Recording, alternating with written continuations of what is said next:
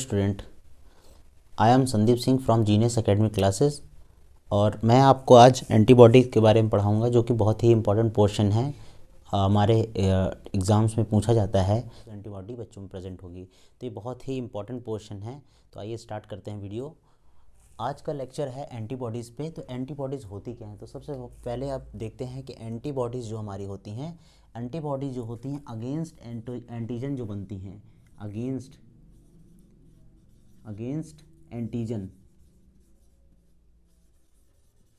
Antigen जो उनको encounter करने के, पैथोजन को एनकाउंटर करने के लिए जो हमारा डिफेंस मैकेनिज्म बनता है उसे हम एंटीबॉडीज़ कहते हैं। और ये एंटीजन डिफरेंट टाइप का भी हो सकता है, क्या पता आपका ये इंट्रासेलुलर है या एक्स्ट्रा सेलुलर है। तो ये भी देखा जाता है कि एंटीजन बेसिकली अगर हम स्ट्रक्चर के बेसिस पढ़ते हैं तो ये इंट्रासेलुलर पढ़ते हैं, इंट्रासेलुलर, या पढ़ सकते हैं एक्स्ट्रा सेलुलर। जैसे कि हमारे मैट्रिक्स में प्रेजेंट हो, मैट्रिक्स में, और ये इनसाइड सेल प्रेजेंट होता है तो इंट्रासेलुलर। तो एंटीजन के वैरायटी हो सकती हैं, एंटीजन कैसा है। दूसरी बात करते हैं कि यहाँ पे एंटीबॉडीज़ जो होती हैं, ये एंटीबॉडीज़ हमारा बेसिकली जैसे हम स्ट्रक्चर के बेसिस पे पढ़ते हैं तो एंटीजन का ये स्ट्रक्चर हम लोग ने देखा है और यहाँ पे ऐसे एंटीबॉडी प्रेजेंट होती हैं। ये जो इनका एंड होता है, ये और ये वाले एंड, या आप कम्प्लीमेंट दोनों साथ में बना सकते हैं कि ये जो एंड कंप्लीट एंड होता है यही आपको एंटीजन, ये आपका एंटीजन को बाइंड करता है, एंटीजन से बाइंड करता है और ये फिर एक्सप्रेस करता है एमएससी के थ्रू। ठीक है, तो ये इसमें कैप्चर करते हैं। और आप एक चीज़ जान लीजिए कि ये क्या है, इसके ये दोनों भी बाइंड कर सकते हैं, या फिर अगर सिंगल बाइंड करता है, एक टाइप में एक एंटीजन यहाँ बाइंड हो रहा है तो दूसरा वाला जो है ये अनदर एंटीबॉडी बनाएगा। क्या बनाएगा?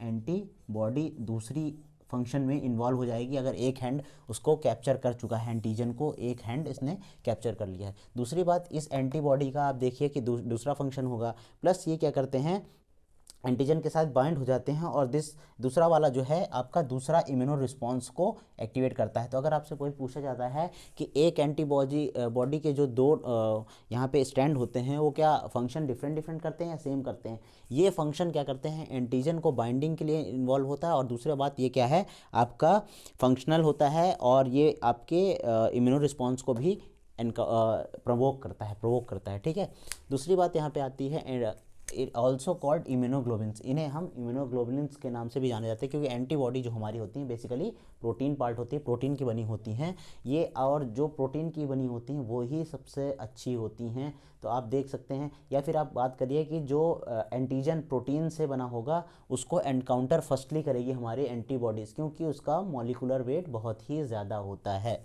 ठीक है, अब ये एंटीबॉडीज़ की बात हो गई। सेकेंड पॉइंट यहाँ पे आता है बी लिम्फोसाइट। आपने पढ़ा होगा B lymphocyte and T lymphocyte which are produce from bone marrow. तो ये बी लिम्फोसाइट जो हैं आपके, बी लिम्फोसाइट जो प्रोड्यूस करते हैं एंटीबॉडीज से, और ये एंटीबॉडीज कहाँ से प्रोड्यूस, बोन मैरो की बात करते हैं यहाँ पे, बोन मैरो से इसका प्रोडक्शन होता है। अगर बोन मैरो आपका डिफेक्ट हो जाएगा तो यहाँ पे एंटीबॉडीज़ का प्रोडक्शन रुक जाएगा। लेकिन अगर बोन मैरो डिफेक्ट हो जाता है तो यहाँ पे हमारे कुछ और ऑर्गन इन्वॉल्व होता है, जैसे लीवर हो गया आपका, लीवर एंड किडनी,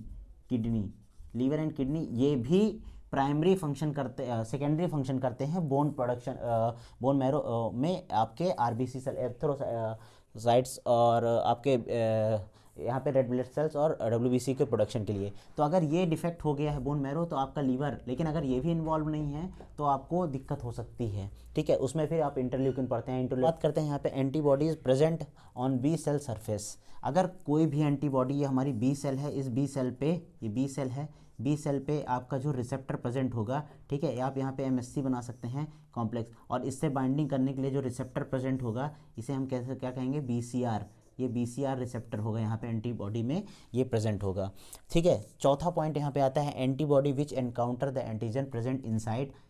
ये जो एंटीबॉडी है विच एनकाउंटर द एंटीजन, जो एंटीजन को मारती है, वो प्रेजेंट हो सकती है इनसाइड द सेल, सेल के अंदर भी पाई जा सकती है और ये सेल के बाहर भी प्रेजेंट हो सकती है। इसीलिए यहाँ पे बोला गया है कि ये क्या है, सेल के अंदर पाया जाएगा तो इंट्रासेलुलर एंटीजन कहते हैं। ऐसे एंटीजन जो सेल के अंदर प्रेजेंट होते हैं उन्हें हम इंट्रासेलुलर एंटीजन कहते हैं, और उनको मारने के लिए हमारे यहाँ पे सेल मीडिएटेड इम्यूनिटी वर्क करती है। दूसरी बात, अगर आपका एंटीजन जो है एक्स्ट्रा सेलुलर है, एक्स्ट्रा सेलुलर के केस में ये ह्यूमरल इम्यूनिटी यहाँ पे रिस्पॉन्स करती है, इसलिए लिखा है मैंने यहाँ पे कि extra cellular antigens are encounter by humoral immunity. ये बात आ गई एंटीजन की। तो यहाँ एंटीबॉडी की, तो एंटीजन जितना ही स्ट्रांग होगा उसके अगेंस्ट उतनी ही स्ट्रांग एंटीबॉडी बनती है।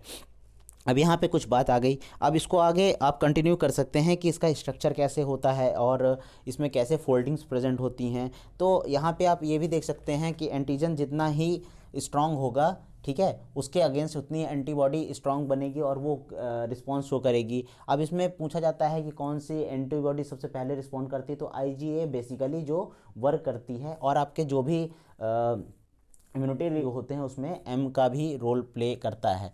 तो ये हमारी एंटीबॉडीज़ हो गई। अब यहाँ पे कुछ पॉइंट पूछा जाता है कि माइटोजेंस क्या होते हैं। तो ये माइटोजेंस जो होते हैं रिपीटेड इपिटोप्स के फॉर्मेशन से ये बनते हैं। तो यहाँ पे इससे रिलेटेड भी थोड़ा सा पॉइंट आप जान लीजिए कि माइटोजेंस क्या होता है, क्योंकि ये भी बहुत बार नीट में इससे क्वेश्चन पूछा गया है कि व्हाट आर माइटोजेंस। तो माइटोजेंस जो रिप्रेजेंट करते हैं माइटोजेंस क्या होते हैं। माइटोजेंस जो हैं एक क्लास ऑफ एंटीजन है, लिख सकते हैं they are class of antigen. ये एक क्लास है एंटीजन के। These are class of antigen that consist epitopes that consists the repeated epitopes and trigger non-specific activation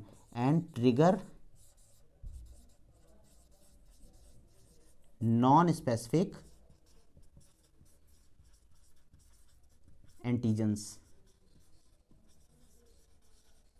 trigger non-specific antigen activation, या लिख सकते हैं non specific activation. Non specific activation, और activation किसका करते हैं, activation of B lymphocyte without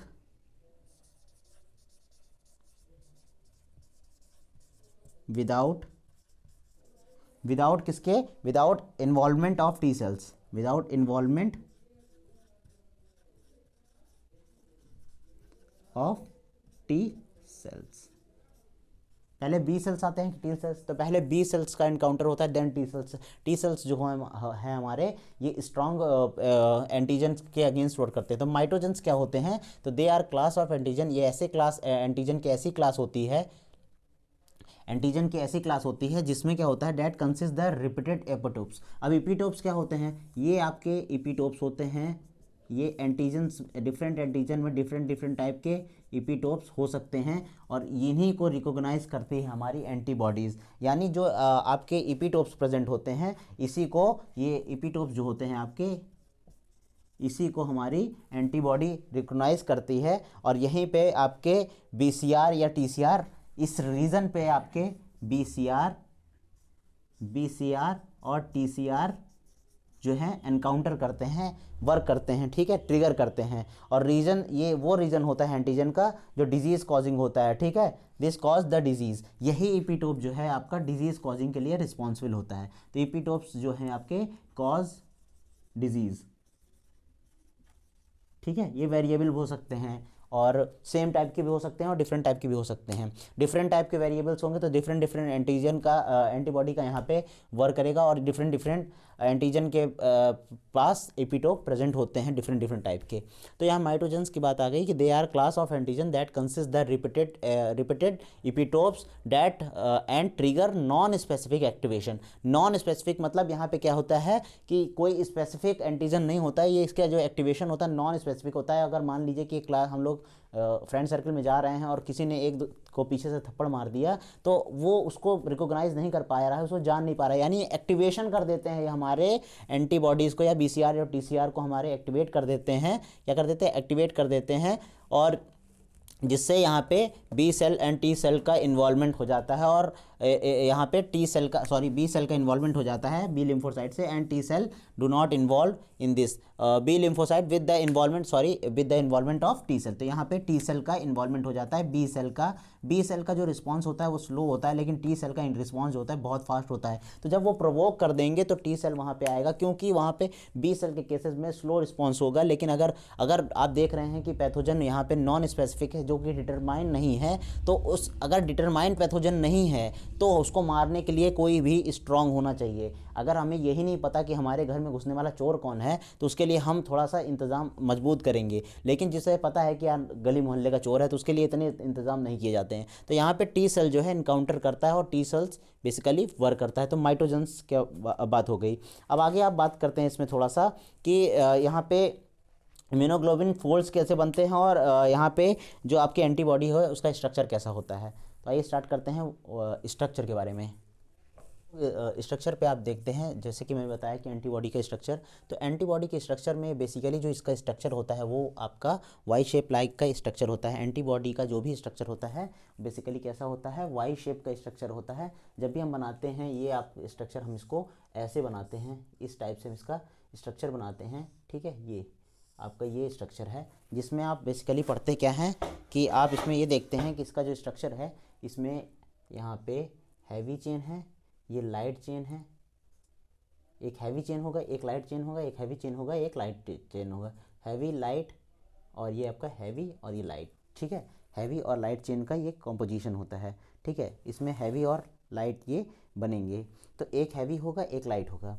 अब यहाँ पे कुछ भी टाइप के इनफोल्ड्स हो जाते हैं, प्रेजेंट हो जाते हैं, ये आपका कुछ इनफोल्डिंग यहाँ पे देखने को मिलती है, और ये बोथ साइड इनफोल्डिंग यहाँ पे प्रेजेंट होती है। स्ट्रक्चर पे भी हम थोड़ा सा इसमें फोकस कर लेते हैं, तो इसी तरह इसमें भी होता है, ये आपका इनफोल्डिंग इसमें भी थोड़ी बहुत प्रेजेंट होती है दोनों साइड में, ये ऐसे स्ट्रक्चर यहाँ पे होता है, ठीक है।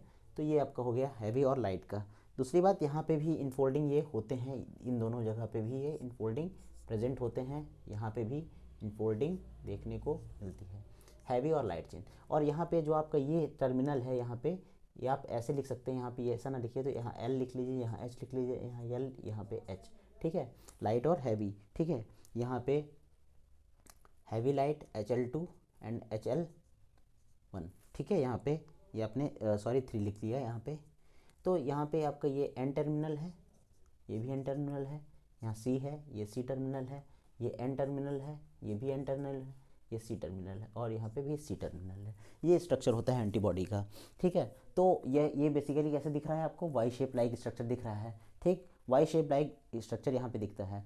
उसके बाद आता है यहाँ पे each antibody is tetramer consist of 2 identical heavy chain and 2 identical. आप यहाँ देख रहे हैं 2 हैवी चेन है, 2 लाइट चेन है, 2 हैवी चेन है, 2 लाइट चेन, टोटल कितने हैं, टेट्रामर कंडीशन में है, टेट्रामर कंडीशन में यहाँ पे प्रेजेंट होते हैं। और ये जो रीजन होता है, ये ऊपर वाला जो रीजन होता है, यही एंटीजन के बाइंडिंग के साथ इन्वॉल्व होता है, एंटीजन के साथ ये बाइंड करता है, ठीक है, अब वाला। तो आपका जो ये रीजन होता है, और यहाँ पे डाइसल्फाइड लिंकेज होता है, ठीक है, डाइसल्फाइड लिंकेज होता है, जिसे हम हिंग रीजन कहते हैं। इसको क्या कहते हैं, हिंग रीजन,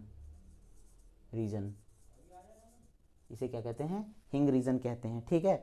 और आपका जो ऊपर वाला रीजन होता है, इसे हम कहते हैं, इसे हम वेरिएबल रीजन कहते हैं। जो सबसे ऊपर वाला रीजन है, यानी ये जो रीजन है, इसे हम क्या कहते हैं, वेरिएबल रीजन, ठीक है, वेरिएबल रीजन, ये यहाँ वाला जो रीजन है। इसके बाद ये जो रीजन होता है, यहाँ तक आपका जो रीजन होता है, या आप कह सकते हैं कंप्लीट जो रीजन होता है इसका, इसे कांस्टेंट रीजन कहते हैं। यहाँ तक जो आपका नीचे तक है, इसे हम कहेंगे कांस्टेंट रीजन। इसे यहाँ से लेके ये जो स्ट्रक्चर है, आपको इसको कहेंगे कांस्टेंट रीजन, ठीक है, कांस्टेंट रीजन। और इस जगह से देखिए, यहाँ पे ये जो लाइट चेन, यहाँ पे स्ट्रक्चर और एक देख लीजिए कि ये जो है आपका इस रीजन से, ये इसे हम कहते हैं एफसी रीजन कहते हैं। और ये क्या होता है, रिमूव्ड हो जाता है जब एंटीजन इसके साथ बाइंड हो जाता है। एफसी रीजन कब रिमूव होता है, जब एंटीजन बाइंड हो जा सकता है। यानी देख सकते हैं कि ये आपका जो स्ट्रक्चर है यहाँ पे, ये स्ट्रक्चर आप देख लीजिए कि ये जो रीजन है ये एफसी रीजन है, और जब आप एंटीजन इसके साथ बाइंड हो जाता है तो ये एफसी रीजन यहाँ पे रिमूव हो जाता है। ठीक। तो ये आपने देखा यहाँ पे कि ये टेट्रामर कंडीशन में होता है, 2 लाइट चेन और 2 हैवी चेन होते हैं which are identical to each other. तीसरा पॉइंट यहाँ पे आता है heavy chain and light chain are covalently and non covalently associated with each other. ये हैवी चेन और लाइट चेन का जो एसोसिएशन है वो कोवेलेंटली और नॉन कोवेलेंटली दोनों टाइप का एसोसिएशन यहाँ पे देखने को मिलता है। यहाँ पे मॉलिकुलर वेट जो है ऑफ लाइट चेन है ये आपका 25 kilo dalton, that means it is 25,000 dalton, whereas in heavy chain its molecular weight is 50,000 kilo dalton. So overall अगर आपसे कोई पूछता है कि एंटीबॉडी का मॉलिकुलर वेट कितना होता है तो आप लिख सकते हैं 1.5 kilo dalton, that means 1.5 lakh kilo Dalton ये आपका बनेगा। 1.5 लाख कैसे बनेगा, 25 है यहाँ पे, 25 तो एक चेन का हो गया ना, तो 25 इंटू 2 करेंगे और इसी तरह इसको भी करेंगे 50 इंटू 2, तो ये 100 हो जाएगा और ये आपका 50 हो जाएगा। तो ओवरऑल देखा जाए कि 1.5 किलो डाल्टन इसका मॉलिकुलर वेट होगा। ये हो गई एंटीजन की स्ट्रक्चर की बात हो गई। अब आइए इसमें थोड़ा सा ये भी देख लेते हैं कि इसका स्ट्रक्चर होता कैसे है। तो इसको थोड़ा सा स्ट्रक्चर बना के भी समझ लेते हैं कि कैसे इसमें स्ट्रक्चर्स में heavy chain and light chain present होते हैं। Now, if we talk about the structure of antigen, this is very important portion in this. So, structure of antigen बहुत बार ही हमारे नीट और अदर कॉम्पिटिटिव एग्जाम में पूछा जाता है। तो यहाँ पे स्ट्रक्चर की बात करते हैं तो इसका वाई शेप स्ट्रक्चर होता है, आप देख सकते हैं इसका स्ट्रक्चर। तो मैंने एक ये पोर्शन बनाया है उसमें, तो उसमें क्या होता है आपका एन टर्मिनल होता है, एक ये एन टर्मिनल है, ये भी आपका एन टर्मिनल है, यहाँ पे आपका ये सी टर्मिनल हो गया और यहाँ पे इस हैवी वाले का ये सी टर्मिनल हो गया। तो आपका ये क्या है, हैवी रीजन है, इसे हम हैवी लिख सकते हैं, इसे लाइट लिख देते हैं, इसे हैवी लिख सकते हैं, इसे लाइट लिख देते हैं। और जब भी देखेंगे आप यहाँ पे डाइसल्फाइड लिंकेज प्रेजेंट होता है, डाइसल्फाइड लिंकेज प्रेजेंट होता है। तो अगर आपसे कभी पूछा जाता है कि जो आपकी एंटीबॉडी में कितने डाइसल्फाइड लिंकेज प्रेजेंट होते हैं, तो ये होते हैं अप्रोप्रिएट आपके 16 माने जाते हैं। टोटल ओवरऑल जो है 16 आपके डाइसल्फाइड लिंकेज इसमें प्रेजेंट होते हैं। एंटीबॉडी में 16 डाइसल्फाइड बॉन्ड प्रेजेंट होते हैं। कितने डाइसल्फाइड बॉन्ड। लेकिन आपके इम्यूनोग्लोबिन अगर आपके आईजीएम के केस में किसी ने पूछ लिया कि कितने डाइसल्फाइड लिंकेज होते हैं, तो आईजीएम आपका होता है पेंटामेरस। ठीक है, इसमें 5 एंटीबॉडी आके मिलती हैं पेंटामेरस, और इसमें जो होता है आपका 18 हो जाता है डाइसल्फाइड बॉन्ड। कितने होते हैं, 18 आपके डाइसल्फाइड बॉन्ड हो जाते हैं आईजीएम के केस में देखा जाए, आईजीएम के केस में। ठीक है, ये आपका हो गया यहाँ पे डाइसल्फाइड लिंकेज। अब बात आती है यहाँ पे जो एन टर्मिनल रीजन है और ये सी टर्मिनल रीजन है, ये इसका एन टर्मिनल हैवी वाले का है, हैवी वाला क्या है, लॉन्गेस्ट है। ठीक है, और ये लाइट रीजन है। अब इसमें जो एंटीजन को रिकॉग्नाइज करने वाला रीजन हमसे कोई पूछ ले कि in this antibody segment which is the region for recognising the antigen, तो वेरिएबल रीजन जो आपका यहाँ पे देख रहे हैं आप, वेरिएबल रीजन, ये वाला जो आपका रीजन है, ये वाला जो यहाँ से यहाँ वाला रीजन है, यही है आपका रिकॉग्नाइज करता है एंटीजन को। किसको रिकॉग्नाइज करता है, एंटीजन को। ठीक है, अभी मैं इसमें रिसेप्टर पढ़ाऊंगा कि कैसे इसमें कौन सा पोर्शन बेसिकली इन्वॉल्व होता है। तो जब आप देखेंगे यहाँ पे वेरिएबल रीजन में, तो ये बेसिकली जो अबव वाला रीजन होता है, खाली अबव वाला जो रीजन होता है वही वेरिएबल रीजन होता है, और वही एंटीजन को बाइंड करने के लिए स्पेसिफिक होता है, और ये इसमें कन्फर्मेशनल चेंज होता रहता है। ठीक है, वेरिएबल रीजन हो गया। उसके बाद वेरिएबल रीजन को छोड़ के बाकी जो ओवरऑल रीजन है उसे हम क्या कहते हैं, कांस्टेंट रीजन कहते हैं। पूरे रीजन को, बाकी जो बचता है एंटीबॉडी में कुछ भी बचे वो सब कांस्टेंट रीजन है। ठीक है, कांस्टेंट रीजन है। अब हमसे कोई पूछ लेता है कि इसमें हिंग रीजन क्या होता है, तो एंटीबॉडी का जो ये वाला पोर्शन होता है, ये हैवी चेन वाला जो पोर्शन होता है, ये आपका हिंज रीजन होता है, जिसमें कन्फर्मेशनल चेंज देखने को मिलता है। ठीक है, और हमसे अभी इसी में एक क्वेश्चन और पूछा जाता है कि एफसी रीजन क्या होता है, तो एफसी रीजन जो होता है, इस हिंग रीजन को आप बोल सकते हैं यहाँ पे कांस्टेंट रीजन का जो ये वाला रीजन है, इसको छोड़कर बाकी जो बचा वो आपका हो जाता है FC रीजन। और अगर हम इस FC रीजन को रिमूव कर दें तो एंटीजन बाइंडिंग कैपेसिटी जो है, एंटीजन से बाइंडिंग कैपेसिटी जो है वो क्या हो जाएगी, इनहिबिट हो जाएगी, सप्रेस हो जाएगी। तो ये बहुत ही इंपॉर्टेंट है FC रीजन, किसी भी एंटीबॉडी में FC रीजन का प्रेजेंटेशन जो है वो बहुत ही इंपॉर्टेंट है। तो ये आपका एक स्ट्रक्चर हो गया हैवी एंड लाइट चेन का। ये मैंने थोड़ा ज़्यादा डिटेल में पढ़ाया है इसमें, क्योंकि NCERT में इतना ज़्यादा नहीं बताती है, तो ये बहुत ही इंपॉर्टेंट यहाँ पे है, ठीक है। और इसमें जो आपका एंटीजन में जो पैकिंग होती है वो आपकी बीटा शीट होती है, बीटा शीट की पैकिंग होती है, यानी प्रोटीन की बनी होती है। प्रोटीन का अगला कन्फर्मेशन क्या होता है, बीटा चेन होता है। तो protein primary, secondary and tertiary structure में जाता है। तो जो प्रोटीन का जो आपका प्रोटीन होती है प्राइमरी सेकेंडरी स्ट्रक्चर जो होता है आपका बीटा शीट स्ट्रक्चर होता है, बीटा फॉर्म में वो प्रेजेंट होता है प्रोटीन का, ठीक है। अब यहीं पे कुछ पॉइंट और आ जाते हैं यहाँ पे, थोड़ा मैं इसको ही बताता हूँ आपको कि इसमें ये रीजन्स कैसे प्रेजेंट होते हैं। थोड़ा इसमें एक पॉइंट और रह जा रहा है कि ये जो आपका रीजन है आपका ऊपर वाला है, इसके पास CDR रिसेप्टर्स प्रेजेंट होते हैं। क्या होते हैं, CDR, ठीक है। कॉम्प्लीमेंट्री है, आप देख रहे हैं यहाँ पे ये N टर्मिनल है, ये भी N टर्मिनल है, एक हैवी का एक लाइट का। यहाँ पे ये आपका C टर्मिनल है, या कह सकते हैं कांस्टेंट रीजन, आप बोल दीजिए कांस्टेंट रीजन। यहाँ से लिख दिया मैंने यहाँ पे कांस्टेंट रीजन, ये आपका क्या है, कांस्टेंट रीजन है, ठीक है, कांस्टेंट रीजन है।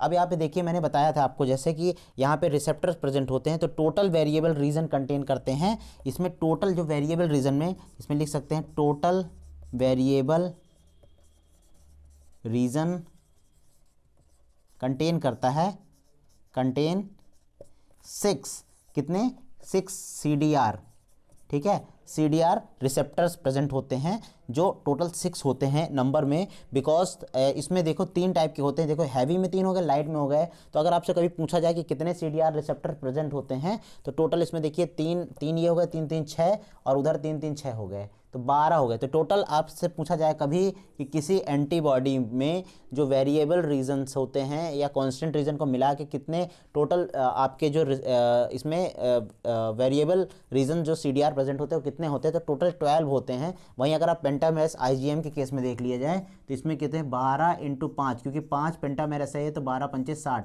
टोटल कितने 60 हो जाएंगे इसमें आपके CDR रिसेप्टर्स, ठीक है। तो ये आपका रिसेप्टर का बात हो गई। अब यहाँ पे CDR के डिफरेंट रिसेप्टर्स प्रेजेंट होते हैं, जिसमें आप कह सकते हैं CDR1, CDR2 एंड CDR3, ये 3 रिसेप्टर यहाँ पे प्रेजेंट होते हैं, CDR1, CDR2 एंड CDR3।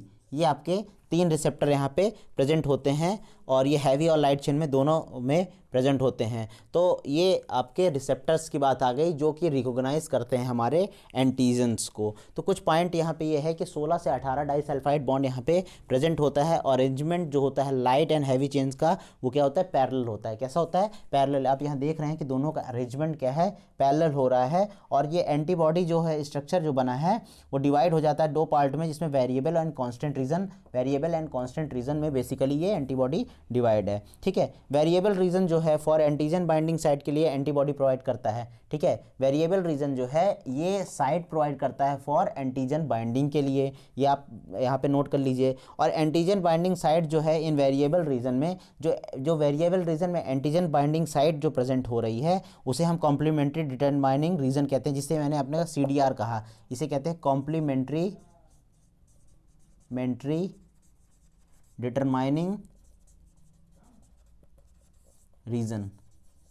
इसी को हम क्या कहते हैं, कॉम्प्लीमेंट्री डिटरमाइनिंग रीजन कहते हैं। और इसे हाइपर वेरिएबल रीजन भी कहते हैं, HVR रीजन भी कहते हैं। तो ये आपका ओवरऑल एंटीजन का स्ट्रक्चर हो गया, एंटीबॉडी का स्ट्रक्चर हो गया, एंटीबॉडी स्ट्रक्चर हो गया। ये आपका ओवरऑल स्ट्रक्चर है और मैंने इसमें आपको बता दिया है शॉर्ट में जो भी इसमें मेन इंपॉर्टेंट पॉइंट्स है। तो I hope you understand this and आपको नेक्स्ट वीडियो में एक नए टॉपिक के साथ मिलते हैं।